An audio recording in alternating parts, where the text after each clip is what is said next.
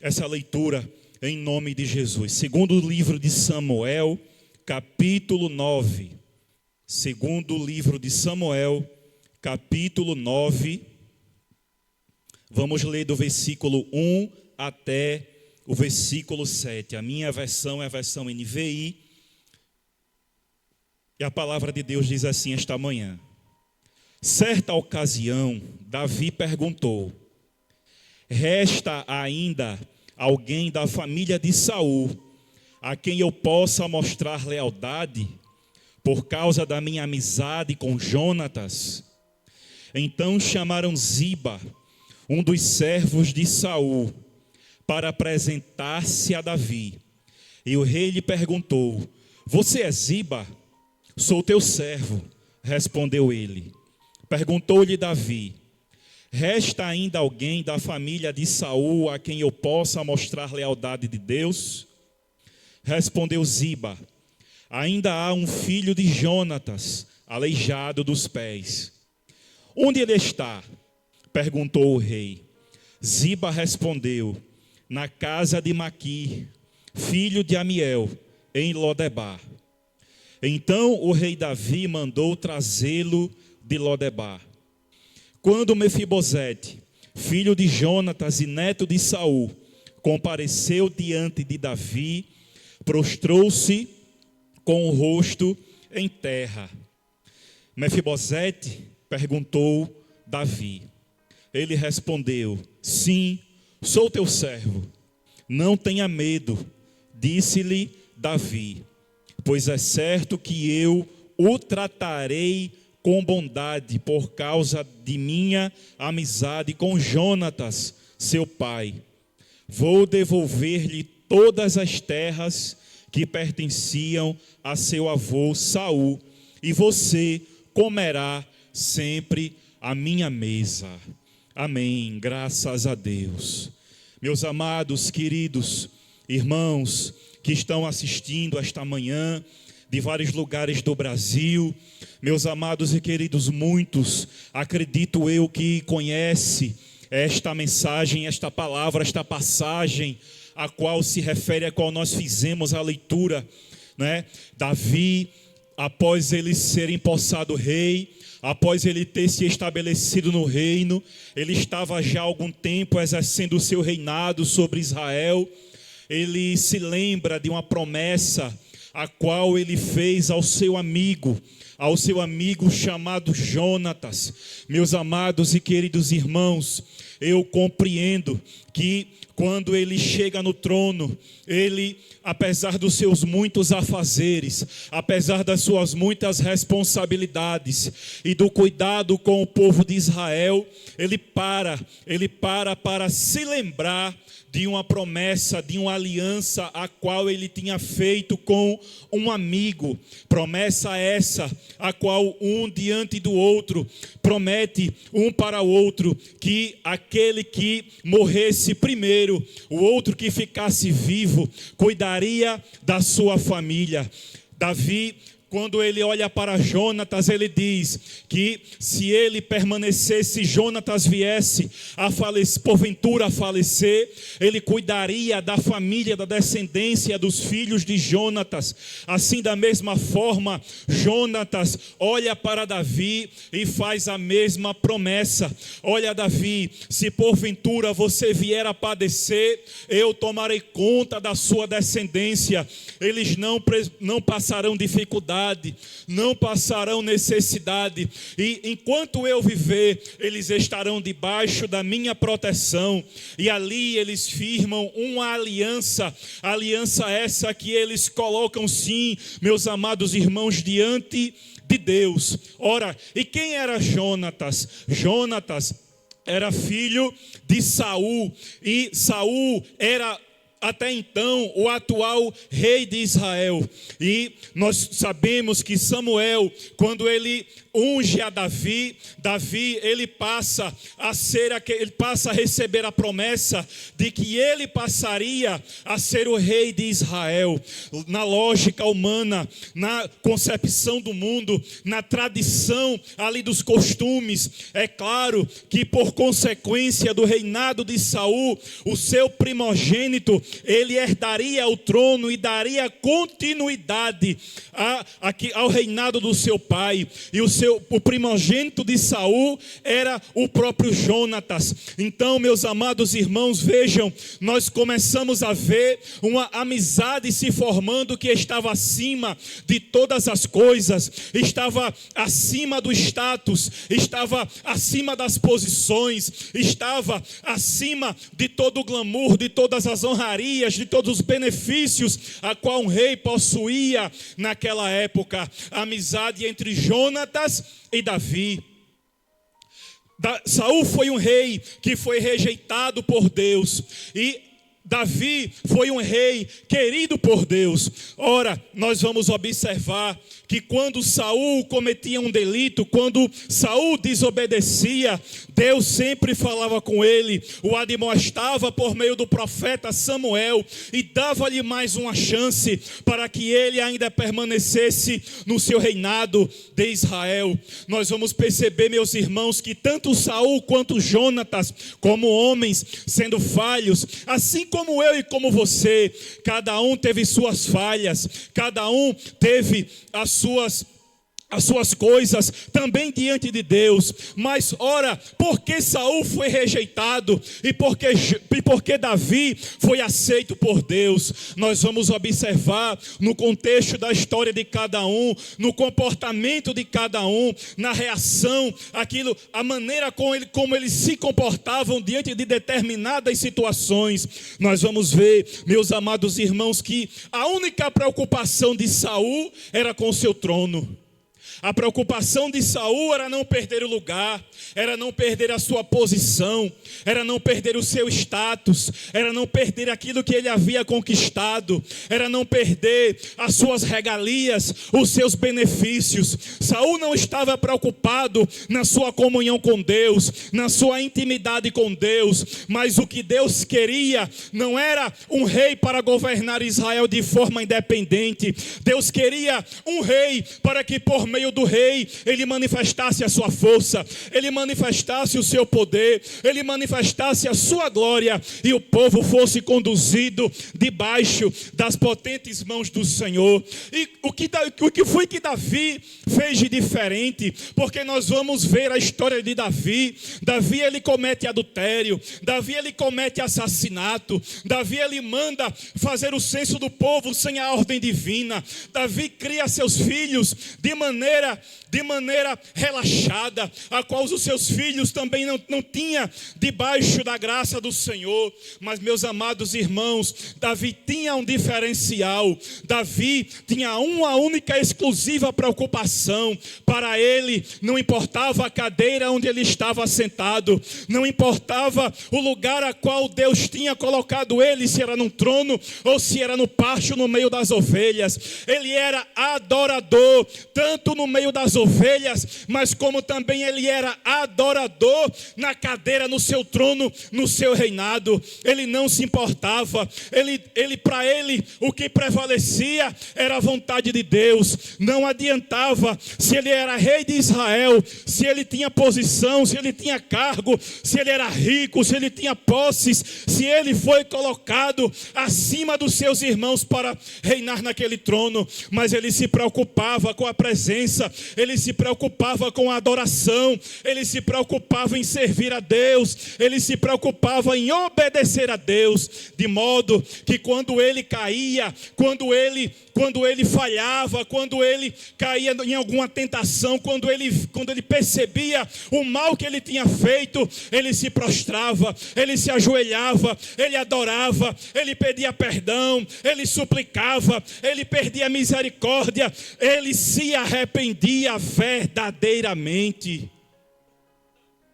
Então, meus irmãos, o segredo de um homem, de uma mulher de Deus, é sempre procurar a sua santificação, é sempre procurar a sua comunhão com o Altíssimo. Meus irmãos, porque não importa o que você faz da sua vida, aquilo que você é, ou aquilo que você tem para fazer, coloque sempre Deus em primeiro lugar na sua vida, que aquilo que você fizer prosperará. Por isso que Deus confirmou o seu trono, por isso que Deus confirmou o seu reinado. Ele reinou por Israel durante 40 anos, e Deus prometeu que da sua descendência sempre suscitaria um rei, sempre suscitaria um rei. Até mesmo o Messias de Israel, o nosso Jesus Cristo, veio da sua linhagem. Porque fruto de adoração, fruto de comunhão com Deus, fruto de entrega, fruto de renúncia, Deus era com ele. E meus amados irmãos, quando eu leio essa passagem, eu entendo que no meio das suas atribuições, no meio das suas ocupações, tantas coisas que Davi poderia se preocupar, ele vai lembrar de uma promessa. Mas nós aprendemos algumas lições com a promessa, nós aprendemos algumas lições com essa passagem. E nessa promessa, nesse pacto, nessa aliança entre Davi e Jonatas. A primeira lição que nós podemos aprender é que quando Deus colocar você numa posição a qual Ele tem te falado, a qual tem te prometido, quando Deus te exaltar, não esqueça quem te ajudou. Porque Davi, meus amados irmãos, poderia, muito embora ter esquecido, ele poderia ter desprezado, ele poderia ter seguido o seu reinado, cuidar de sua família, cuidar do povo de Israel, sem se importar com aquilo que ele tinha prometido antes de chegar, de se assentar no trono. A Bíblia nos mostra que quando Saul perseguia Davi, porque Saul, ele fica ciente da promessa a qual Deus tinha feito para aquele jovem, a qual Deus já tinha destituído Saul do trono, e pelas suas muitas desobediências e pelo seu coração endurecido, porque ele só se preocupava com a sua posição, com o seu status. Ele não queria comunhão, ele não queria adoração, ele não queria dar reverência a Deus. Deus despreza a Saul e manda Samuel ir na casa de um homem chamado Jessé. E lá ele unge a Davi como rei de Israel. Agora, meus amados irmãos, imaginem essa situação. Porque, como diz um ditado popular, na prática a teoria é outra. É claro que Deus, quando prometeu, Ele iria cumprir. Mas para cumprir essa promessa na vida de Davi, ele muito teve que sofrer e muito teve que padecer. Saul era um homem ambíguo, era de dupla personalidade. Quando estava bem, chamava Davi para perto, mas quando estava mal, queria ameaçar a vida de Davi. Por muitas e muitas vezes o perseguiu, por muitas e muitas vezes tentou matar, para que a promessa não se cumprisse. Por muitas e muitas vezes este homem, ele tentou fazer com que a promessa na vida de Davi caísse por terra. Mas todas as vezes, Deus deu livramento àquele a qual ele fez a promessa. Porque é aquele que está na posição, irmão, aquele que recebe a promessa, e aquele que fica na posição, que fica na brecha, que fica em comunhão com Deus, irmãos, pode demorar um tempo, pode demorar 2 tempos ou 3 tempos, mas a promessa de Deus vai acontecer na sua vida. E a palavra vai dizer que quando Saul era atormentado por espíritos malignos, Davi chegava com a sua harpa. Ele mandava chamar Davi. Pedia para que Davi cantasse para ele, para que aquele tormento fosse embora. Davi, ele fazia um culto. Ele adorava, ele cantava, ele louvava. A presença de Deus descia. O Espírito Santo pairava ali naquele ambiente. E de modo que a paz começava a reinar no coração daquele homem maligno, teimoso e sem discernimento de Deus. Agora é interessante, irmãos, é a gente observar que quando o culto acabava, aquele homem voltava a ser o que ele era antes. Não adianta, meus amados irmãos, nós irmos para a igreja, nós queremos receber alguma coisa da parte de Deus, se o nosso coração ainda não se entregou a Ele completamente. Não adianta pula-pula, não adianta mistério, não adianta presença de Deus sem um coração aquebrantado. Porque um coração aquebrantado traz mudança, traz transformação, traz novidade de vida. Deus não quer ficar se alegrando você no culto. Deus quer habitar na sua vida verdadeiramente, para que você seja nova criatura e você tenha uma vida transformada pelo Evangelho de Cristo Jesus. E aquele homem, quando saía do culto, ia perseguir Davi de novo. Mas quando ele chamava de novo, Davi, vem me acudir, vem me ajudar, Davi estava sempre pronto para orar por ele, para louvar, para exaltar o nome de Deus, para repreender aqueles espíritos que estavam sobre a vida daquele homem. De modo que ele reconhecia a autoridade de Deus que estava na vida daquele homem. Porque se Deus colocou a autoridade para reinar na vida dele, somente Deus pode tirar.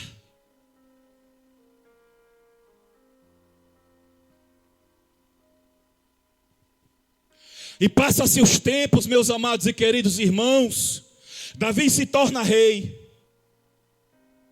E ele se torna rei com a morte de Saul e do seu filho primogênito Jonatas, pai de Mefibosete. Então, na lógica, após a morte de Saul, o seu filho Jonatas deveria assumir o trono. Mas o seu filho Jonatas também morre na mesma batalha que o pai. Ele sai para pelejar contra os inimigos. Saul morre, Jonatas também. Então o herdeiro natural do trono seria o seu filho Mefibosete. Mefibosete tinha uma moça que cuidava do menino quando ele tinha 5 anos de idade. O pai e o avô saíram para essa batalha e morreram em batalha. Quando a moça fica sabendo que o avô, que o pai, que o rei e o príncipe de Israel morreram em batalha e que os inimigos estavam se aproximando para acabar com o resto, ela pega o menino de forma desesperada na tentativa de fugir. E na tentativa de fugir, ela derruba o menino cai, ela deixa o menino cair e o menino sofre fratura nos pés. A Bíblia diz que ele era aleijado dos pés. Ou, numa linguagem mais moderna, ele ficou paraplégico. E nós começamos a observar, amados irmãos, verdades espirituais por trás desse encontro de Davi com Mefibosete.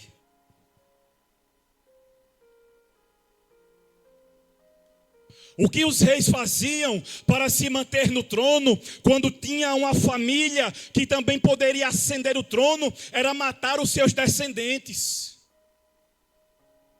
Então esse jovem, esse moço, ele ainda criança, é levado para uma terra chamada Lodebar, para ficar distante dos olhos do rei, para ficar distante dos olhos dos inimigos, que porventura poderiam intentar contra a sua vida e em busca da sua vida para poder matá-lo.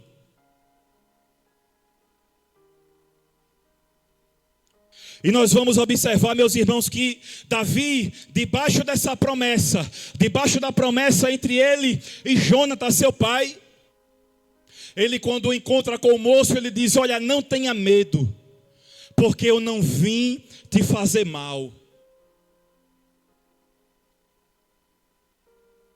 Não tenha medo, porque eu fiz uma promessa a teu pai, e eu vou cumprir esta promessa na tua vida.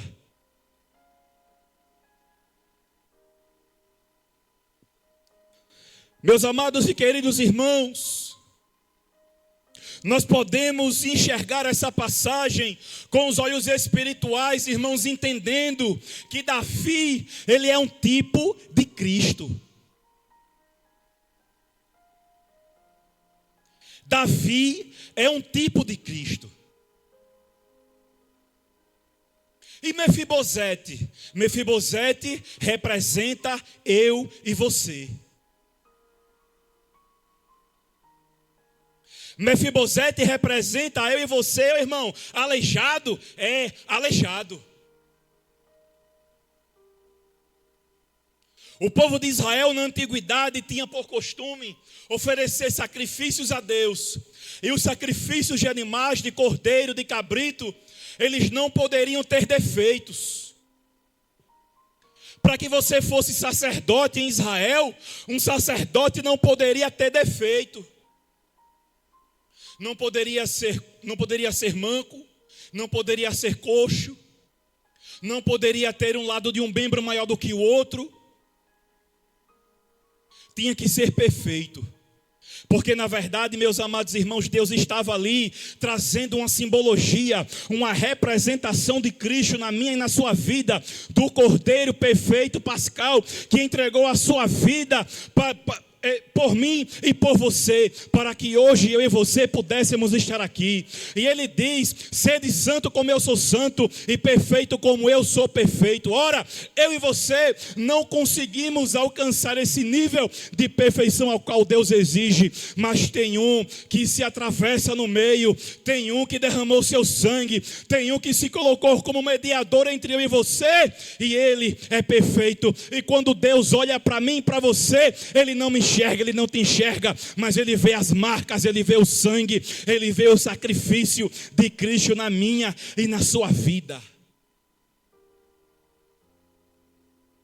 De modo que eu e você agora podemos adentrar no lugar, no Santo dos Santos e oferecer sacrifício de louvor a Deus.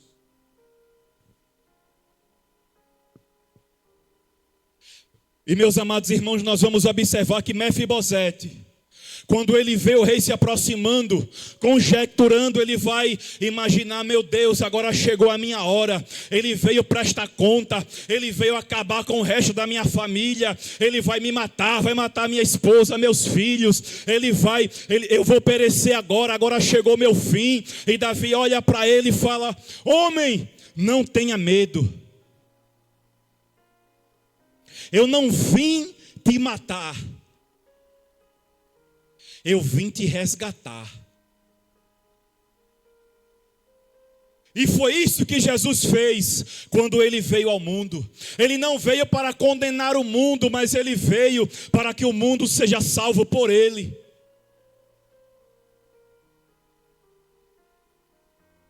A Bíblia vai dizer, irmãos, que o salário do pecado é a morte, e o que eu e você merecíamos era a morte. Ora, eu estou pregando aqui para você esta verdade espiritual, que quando Mefibosete estava naquele deserto, aleijado dos pés, ou seja, ele tinha defeito, ele tinha falha, ele era pecador, ele era pobre, ele não tinha nada, não tinha ninguém. O que ele merecia era a morte, assim como eu e você merecíamos a morte, mas o intercessor, um mediador, o Filho de Deus. Ele se atravessa no meio, ele entra na história da humanidade, não para trazer a morte, mas para se aproximar de mim e de você e trazer vida, para te resgatar, para me resgatar. Davi pegou na mão daquele moço e disse, conjecturando: se levanta, porque eu não vim trazer morte, mas eu vim trazer vida. Sai da terra de Lodebar e vem para o meu palácio comer na minha mesa.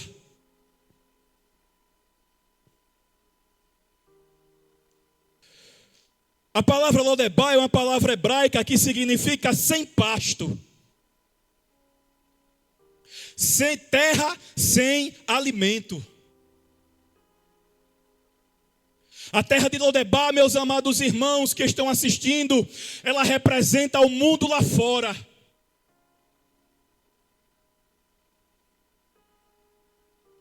O mundo lá fora, irmãos, que às vezes nós procuramos nos saciar com aquilo que ele tem a oferecer, embora ele possa oferecer alguma coisa momentânea.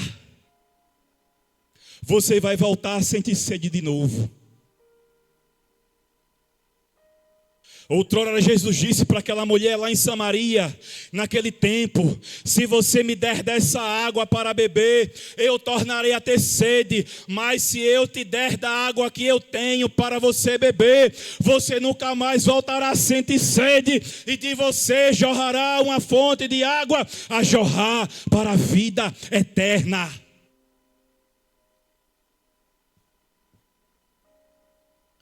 Davi tirou aquele homem da sequidão para um lugar onde tinha provisão continuamente.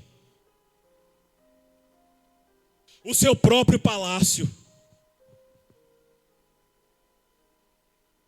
E nós vamos entender, meus amados irmãos, fazendo essa analogia espiritual, que Deus também chama eu e você para estar na casa dele, em seu palácio, e ceiar com ele, e se alimentar da mesa dele.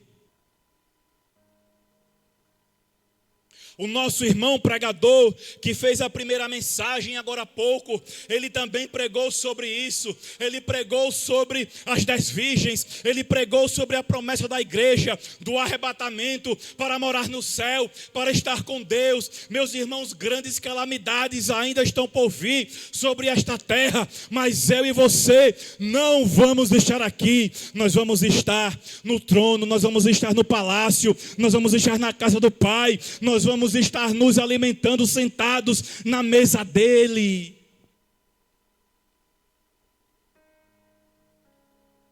Davi disse: você vai comer na minha mesa para sempre. A mesa, meus irmãos, na Bíblia, ela simboliza a comunhão. Ela simboliza a comunhão. A primeira referência da mesa que nós encontramos na Bíblia Sagrada é lá em Êxodo, lá no deserto, no tabernáculo ao qual Deus mandou Moisés construir. Quando o sacerdote, irmãos, ele entrava no lugar santo, à sua esquerda tinha um candelabro, à sua frente estava o altar do incenso, e à sua direita estava a mesa dos pães. Mesa fala de comunhão, e mesa tem alimento. Então veja que Davi tira aquele homem de uma terra seca, de uma terra que significava sem pasto, sem alimento, para uma terra, agora para o seu palácio, para dar-lhe alimento.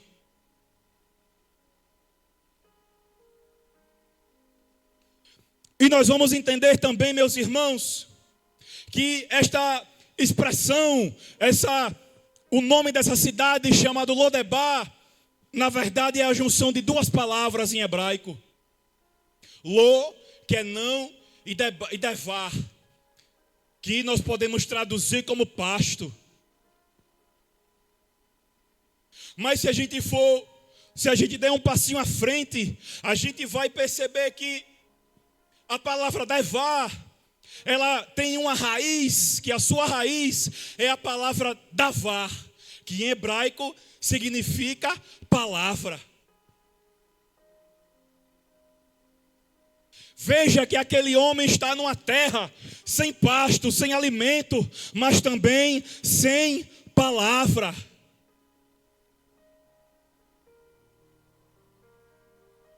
Meus amados e queridos irmãos ouvintes, se você estiver compartilhando agora essa live para uma pessoa que não é crente, compartilhe com ele agora, porque eu tenho para dizer para ele que no lugar onde ele está não tem pasto, o lugar onde ele está não tem palavra, mas se ele aceitar as promessas de Deus na vida dele, ele vai ser resgatado, vai sair do deserto, de um lugar que não tem palavra, que não tem alimento, que não tem pasto, e ele vai sentar na mesa do rei para comer com ele.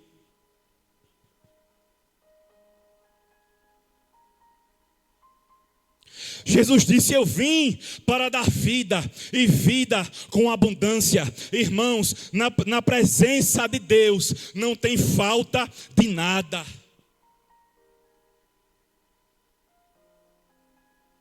Assim como disse Davi, lá no versículo 1 do Salmo 23, o Senhor é o meu pastor, de nada terei falta.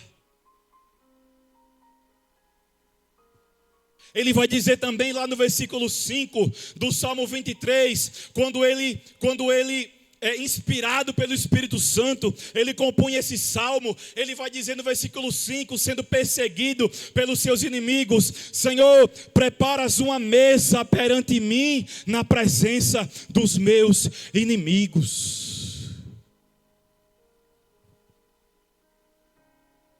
Na presença de Deus tem mesa para você sentar.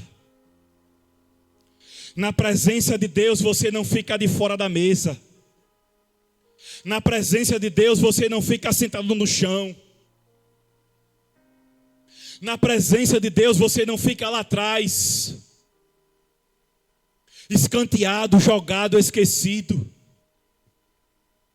Mas Ele te chama para perto dEle, Ele te chama para ceiar com Ele. Ele diz: eis que eu estou à porta e bato, aquele que ouvir e abrir a porta, eu cearei com ele e ele comigo.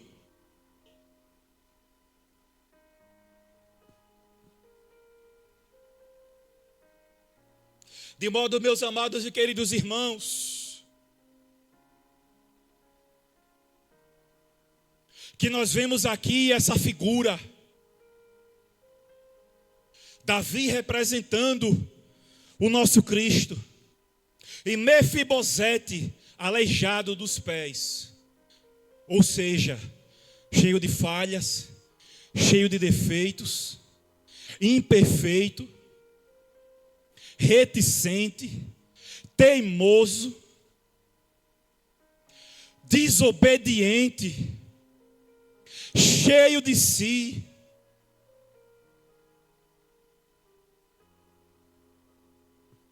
Ele chama você assim do jeito que você está. Mas Ele te coloca uma veste nova. Ele coloca um anel no teu dedo. E Ele te dá uma sandália para vestir, para calçar. Ele calça os teus pés. Ele muda as tuas vestes. Ele coloca um anel no teu dedo. E Ele te chama de filho. E Ele te coloca na mesa dEle, para você cear com Ele e Ele contigo. E eu creio, irmãos, que esse dia está chegando. Eu creio que esse dia está se aproximando.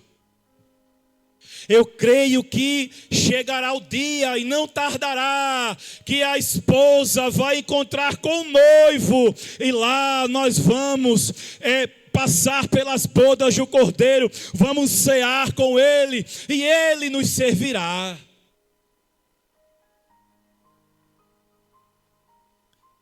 A Bíblia vai dizer, a Bíblia diz, meus irmãos, que quando Jesus toma a sua última santa ceia com os discípulos,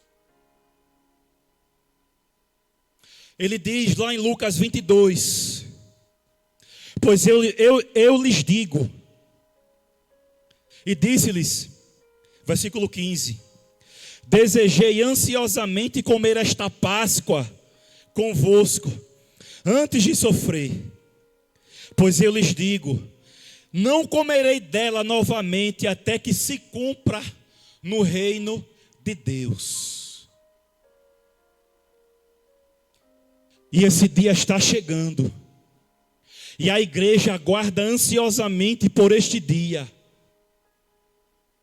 E você, meu amado e meu querido ouvinte que está nos assistindo, você precisa fazer parte desse povo. Você precisa fazer parte da igreja de Cristo. Você precisa tomar uma decisão na sua vida, dar o passo mais importante, a melhor coisa que você pode fazer.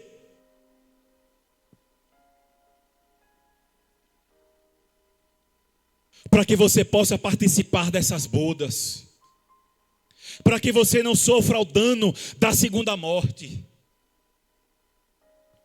A Bíblia também nos diz, lá em Lucas capítulo 12, Jesus contando uma parábola.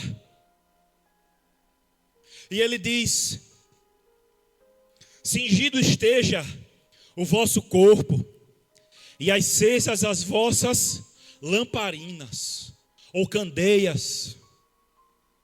Sede vós semelhantes a homens que esperam pelo seu Senhor. Ou seja, como foi pregado pelo nosso irmão aqui na primeira mensagem, a igreja tem que estar preparada. A igreja precisa permanecer como as 5 virgens sábias, prudentes. Que ao voltar, ele das festas de casamento, para que quando vier e bater a porta, logo lhe abram. Bem-aventurados aqueles servos, a quem o Senhor, quando vier, os encontre vigilantes. Em verdade, vos afirmo que ele há de se cingir e dar-lhes lugar à mesa. E aproximando-se, os servirá. E para finalizar, meus amados e queridos irmãos, lá em Apocalipse, também no capítulo 19, o versículo 7, 8 e o 9, diz assim: regozijemo-nos, alegremo-nos e demos-lhe glória, porque vindas são as bodas do Cordeiro, e já a sua esposa se aprontou. E foi-lhe dado que se vestisse de linho fino, puro e resplandecente, porque o linho fino são as justiças dos santos. E disse-me: escreve, bem-aventurados aqueles que são chamados à ceia das bodas do Cordeiro. Até aqui. Ou seja, meus irmãos, Deus, Ele quer que o homem volte do lugar de onde ele saiu. Que a humanidade volte do lugar de onde ela nunca deveria ter saído, que era da presença de Deus, o lugar da presença de Deus, o lugar da habitação de Deus, estar na mesa com Deus, comer com Deus, se alimentar com Ele, da sua palavra. Eu me lembro aqui nesse momento, já finalizando, que se a gente for, irmãos, analisar a história de Marta e Maria, a gente vai ver essa mesma cena, algo parecido, pastor. Porque na cultura judaica, os hóspedes, eles eram muito bem recebidos. e a mesa, o alimento, a família anfitriã, ela se preocupava por demais em preparar as melhores comidas para o hóspede mais excelente. E Marta reconhece isso na vida de Jesus. E ela se preocupa tanto, que ela, em preparar algo para o Senhor, que ela vai chamar sua irmã, Maria, que estava sentada aos pés dele, ouvindo.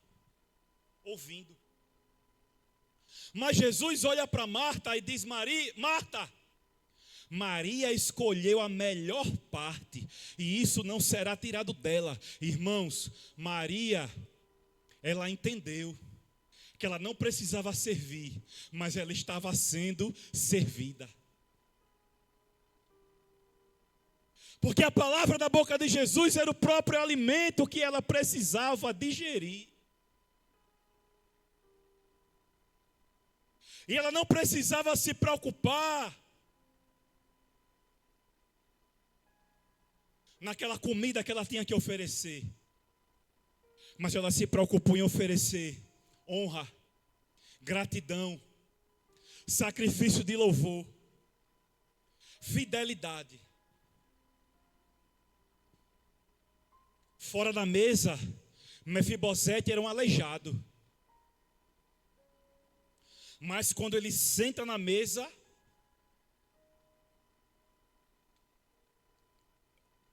o que se vê é da cintura para cima. Ou seja, o defeito fica coberto. De modo, irmão, que se você estiver fora da mesa, muitos podem lhe apontar. Está vendo aí? Ou seja, fora da presença. Está vendo aí? Não vale nada. Não vai para lugar nenhum. Não vai chegar em lugar nenhum. Não merece nada. Mas nessa manhã, Deus te chama para você sentar na mesa. Porque na mesa, irmão, não tem diferença, todo mundo é igual. Na mesa, aquele defeito que você tem, ele é coberto pelo sangue de Cristo na cruz do Calvário. De modo que ele vem te servir, ele vem te oferecer alimento, ele vem te alimentar, ele vem te abastecer, ele vem satisfazer verdadeiramente todas as suas necessidades. Lá em Lodebar, você vivia com fome, mas agora, na mesa do rei, na presença do Deus Altíssimo, você é alimentado todos os dias. E se você, meu amado e querido irmão, se você está sentindo desejo em seu coração de fazer parte dessa família, de fazer parte desse povo, que é alimentado pelo próprio Criador, dia após dia, para toda a eternidade, e um dia o que é prefigurado aqui nesta terra vai se cumprir lá no céu. Nós estaremos com Ele, nós cearemos com Ele e Ele conosco. Basta você dar um passo hoje para você fazer parte dessa herança, dessa promessa, porque Deus, irmãos, Ele está à sua procura. Ele está assim como o filho pródigo, Ele está te esperando para que você volte, para a casa do Pai, para que você seja verdadeiramente filho, hoje, amanhã e para todo sempre, no nome de Jesus.